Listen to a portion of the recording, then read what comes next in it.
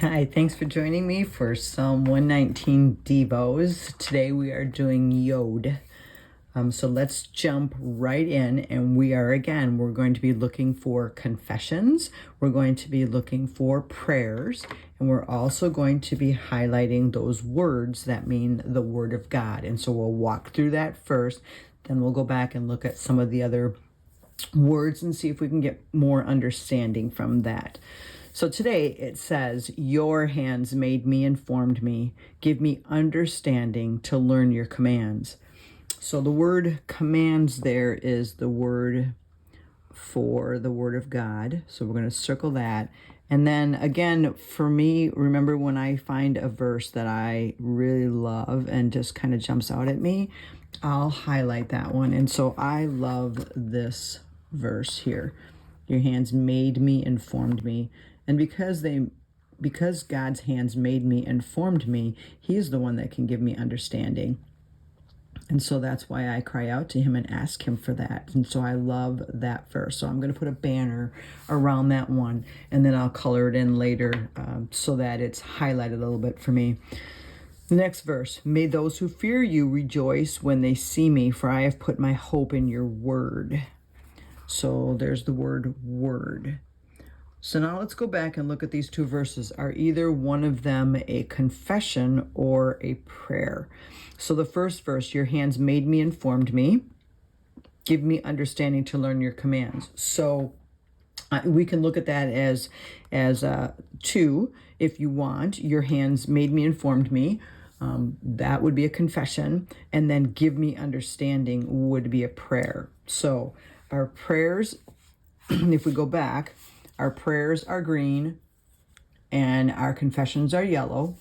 And so we're going to come back here and we're going to do I'm just going to highlight the word understanding. So that's the prayer. Give me understanding to learn your commands.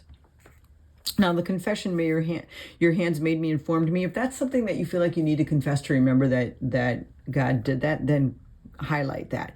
So I'm going to, and I'm going to just do the formed me and made me words. So, okay, then the next one, may those who fear you rejoice when they see me, for I have put my hope in your word.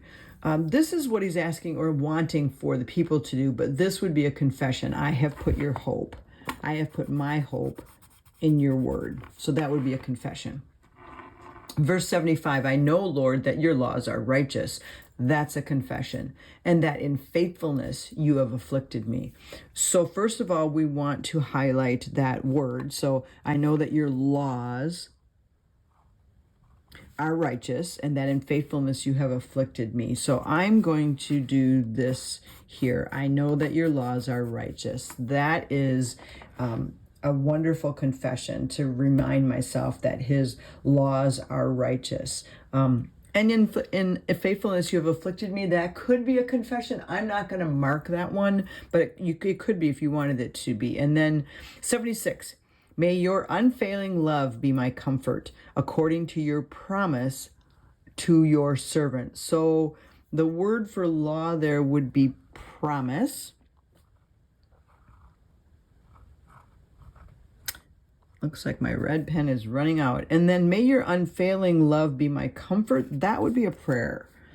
So we want your unfailing love to be a comfort. So far for the prayers we have, give me understanding and may your unfailing love be comfort. We could do, since this one started with may your unfailing love be my comfort as a prayer, we could do this as a prayer then too. May those who fear you rejoice when they see me. Let's mark that as a prayer.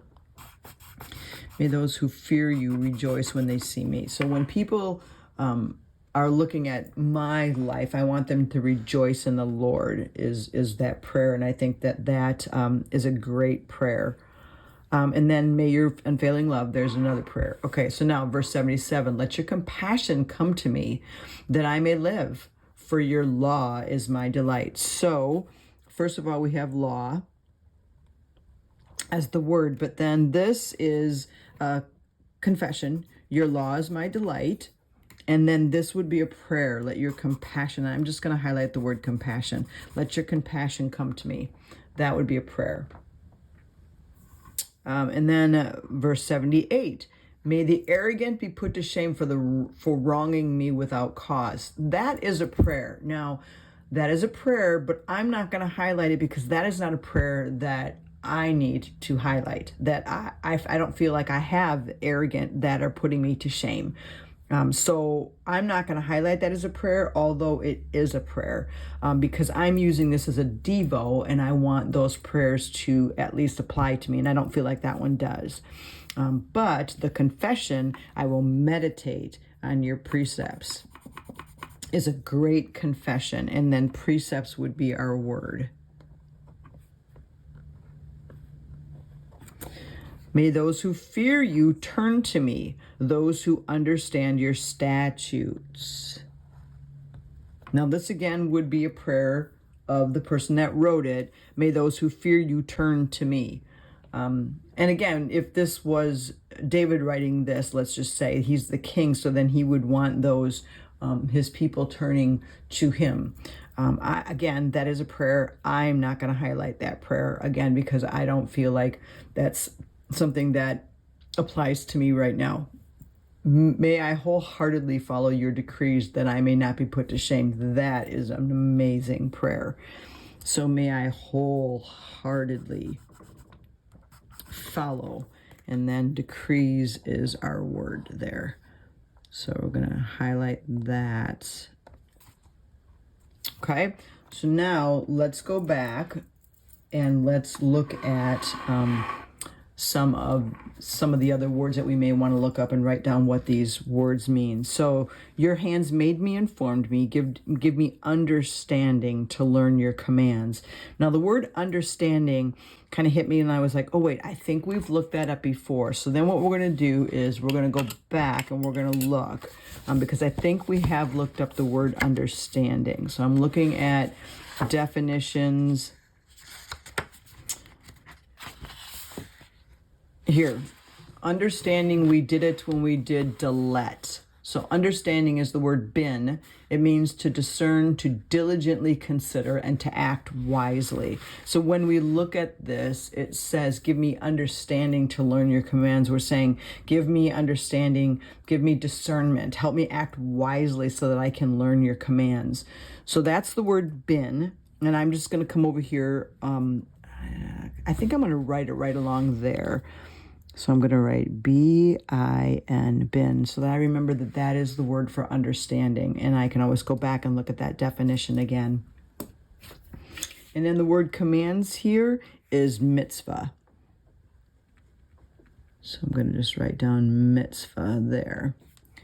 May those who fear you rejoice when they see me, for I have put my hope in your words. Now, there's two words here that I thought would be good to look up, and that would be fear and hope.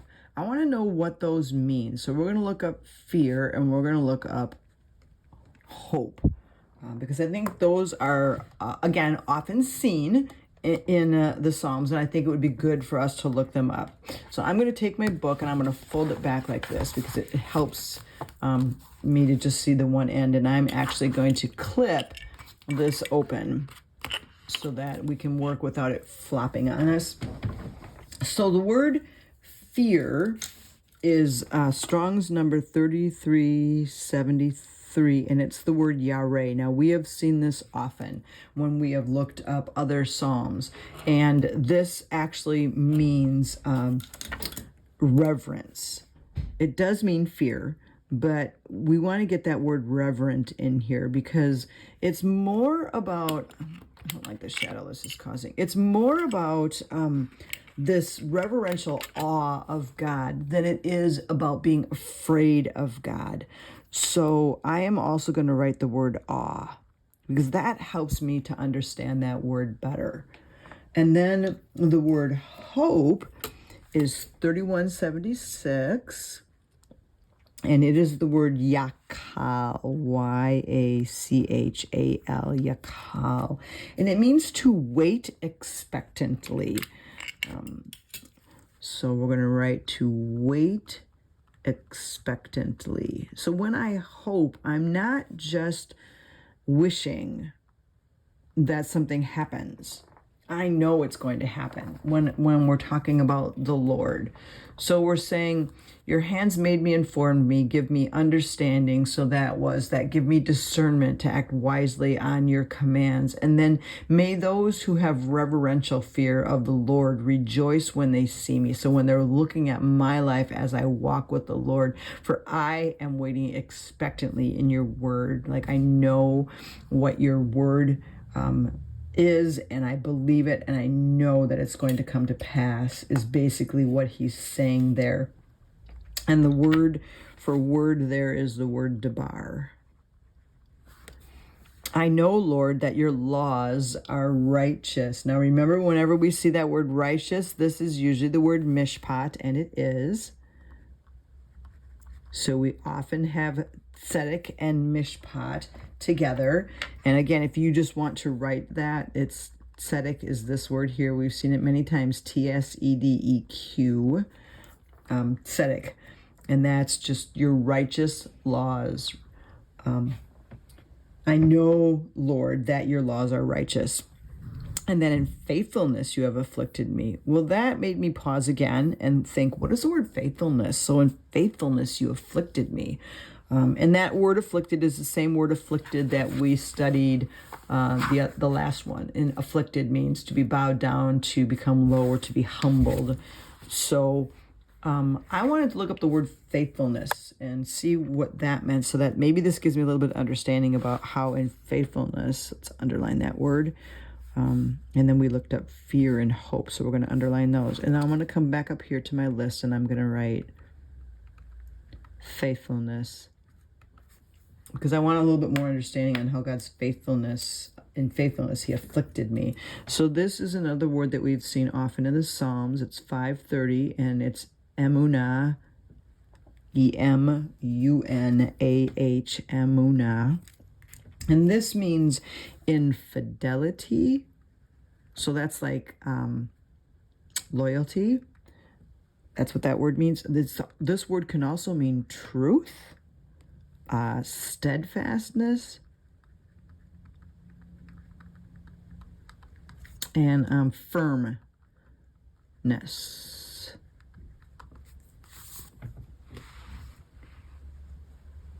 So in truth, in firmness, in steadfastness, you have afflicted me. And remember, we talked about this, I think, but the last time, just that affliction causes me to turn to the Lord. It humbles me. It makes me see that I am not in control and that he is. So there's actually a lot of good that comes out of being afflicted. And so he's looking and saying, like, in your faithfulness, because you are faithful to me, you are loyal to me, you have afflicted me. May your unfailing love, and that is the word hesed, which we have seen many times, so I'm just going to write that word up here, hesed. May your unfailing love be my comfort. When I know that I am totally loved completely, that's a comfort to me, according to the promise to your servant.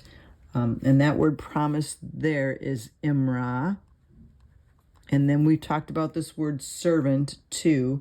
This is the word ebed, E-B-E-D, and that means slave.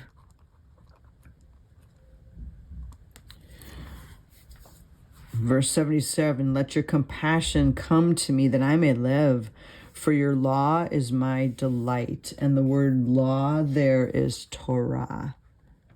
I feel like that seems to be a common statement whenever we have it being the word Torah.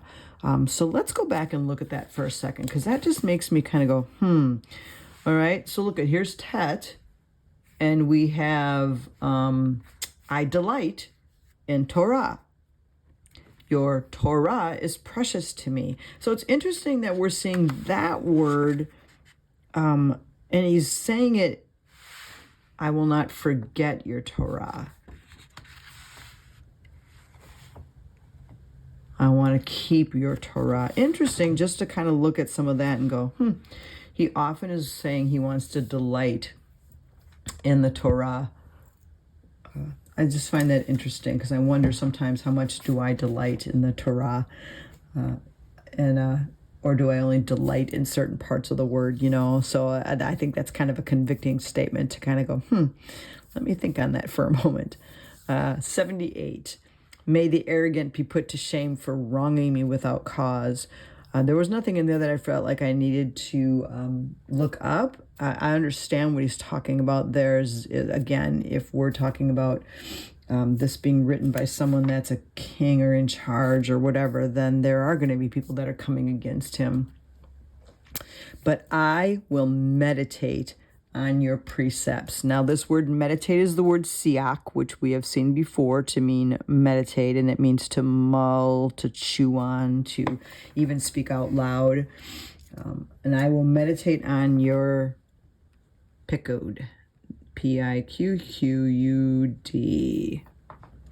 May those who fear you, there it is again, Yahweh, may those who fear you turn to me, those who understand bin, your statutes. And this is the word idah. So a lot about understanding your word in this section. May I wholeheartedly follow your decrees, that I may not be put to shame. And this is hok. Now, I found it interesting when I looked that verse up. There was another version that said, may my heart be blameless in your statutes. And I loved the wording of that. So I'm actually going to write that right in here. Let my heart be blameless. But it's in your statutes. So in the way I follow your statutes. I just thought that was an amazing way to look at that one. I loved the wording of that. So now what we're going to do is we're going to go back like we always do. So I'm going to make this bigger so you can see the whole thing at one time, which, there we go. And we're going to walk through and just say each confession out loud, and then we are going to pray the prayers. And I'm going to actually use that as my guide so I can just look through and say them out loud as I'm looking at all the highlighted yellow. So please do this with me. God, we come before you and we just want to confess your word. Your hands made me and formed me. And I'm so thankful for that, Lord. I have put my hope in your word. I know, Lord, that your laws are righteous, and I delight in your law. Your law is my delight. Lord, I will meditate on your precepts. So, Lord, I come before you and I just ask that those who fear you rejoice when they see me. Lord, when they look at my life, that they would rejoice in seeing you work and seeing you in my life. May your unfailing love be my comfort no matter what I'm walking through. Help me to remember your unfailing love. Let your compassion come to me as I struggle with things in life, Lord. Let your compassion be before me, Lord. And God, I pray that I would wholeheartedly follow your decrees, that my heart would be blameless in the way that I follow your word. Lord, we thank you for your word today. And Lord, we pray that you would be the one that's guiding us today. In your name, amen. Well, thank you so much for joining me for this devotion of Yodh.